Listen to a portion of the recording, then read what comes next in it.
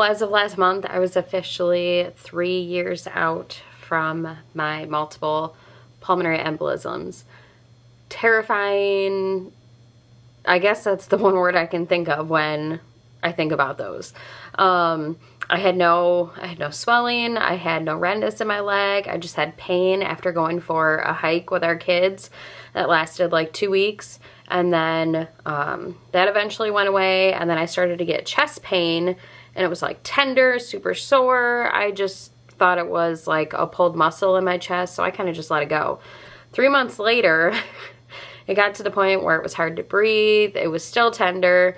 I had a lot of pain, like in my rib cage area. And I just randomly decided to go to the ER. I was like, this doesn't feel normal. It's kind of scary. I waited in the ER waiting room for about 8.5 hours. I had blood testing done. Then they put me back out in the waiting room after about 2.5 hours of first getting there. And then I saw my results on my chart, and I saw my D-dimer was super high. And of course I went to Google because I was like, well, I'm not being seen right now, so let me see what I can find out. And of course that led me down a bunch of rabbit holes to see that I could possibly have a blood clot. So finally, after waiting the full 8.5 hours, I got back to a room. I had told the doctor like everything that was going on, and he's like, well, we need to do a CT scan. I'm allergic to contrast dye, so they gave me Benadryl and a steroid, I think it was, but the nurse pushed the Benadryl way too fast, and I started having a reaction from it being pushed too fast through my IV. So the doctor came in, and I was like, hey, my throat's feeling really weird. Like, I was on the phone with my husband, and it took my breath away after she pushed it through, and I asked her, and she kind of freaked out. And the doctor came in, he's like, oh, you might just be having a reaction. We could possibly have to give you an EpiPen. Well, at this time, my heart rate was already like 150. So I was like, you are going to end up like, it's not going to be good. So anyway, went for the CT. I still had a little bit of like tightness in my chest when they gave me the contrast dye. And then we get back to the room, and like 35, 40 minutes later, he comes back. He's like, oh yeah, you've got multiple blood clots in your lungs. You have pulmonary embolism. And I was like, of course, I'm freaking out. And he's like, here, you can take a blood thinner. He gave me an Eliquis. And he's like, just follow up with your family doctor. I'm like, what? Like, that's it?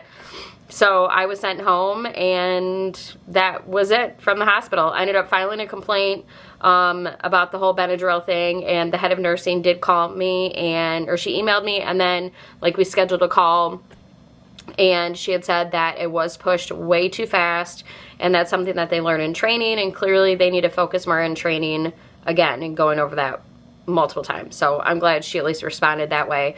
But yeah, 3 years after being diagnosed with, there was 5 in total blood clots in my lungs. I have a pulmonologist who I'm actually going to see today for a follow-up, which is good because I now have pneumonia. So yay me, yay Michigan. A pulmonologist, hematologist.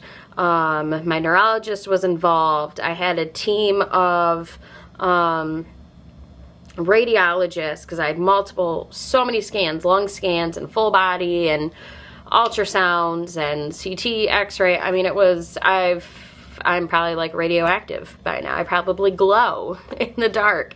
But found out I have May-Thurner syndrome, so the main artery in my pelvic area is compressed to 70%, which some people end up getting a stent put in. My doctor said he didn't want to because of how often they fail and how young I am. I'm only 36. Obviously, I was 33 when it happened. So he did not want to do that, and it's kind of just, I have slight swelling in my left leg and just daily pain with it. It's not like unbearable, it's more annoying. But I've had multiple testing done for lupus, which runs in the family, rheumatoid arthritis, which apparently I'm like littered with arthritis, so that's fun.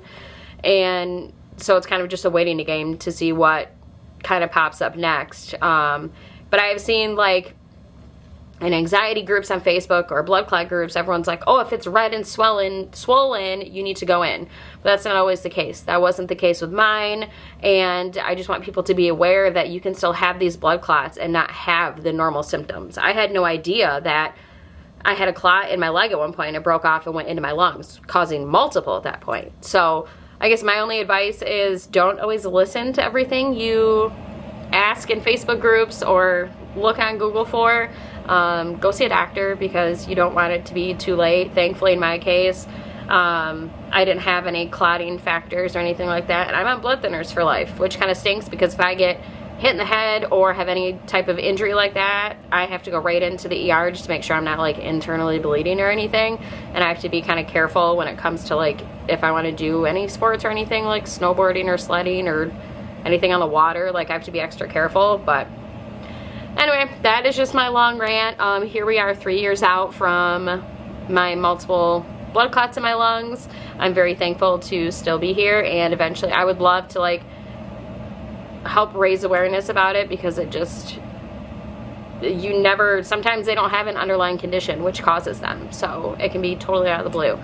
But anyway, I hope everybody has a great day. I'm off to the U of M in Grand Rapids to see my pulmonologist. I'm assuming I'll have a clear, good to go visit. Hopefully my lungs sound a little bit better from this pneumonia. But yeah, I hope everybody has a great day.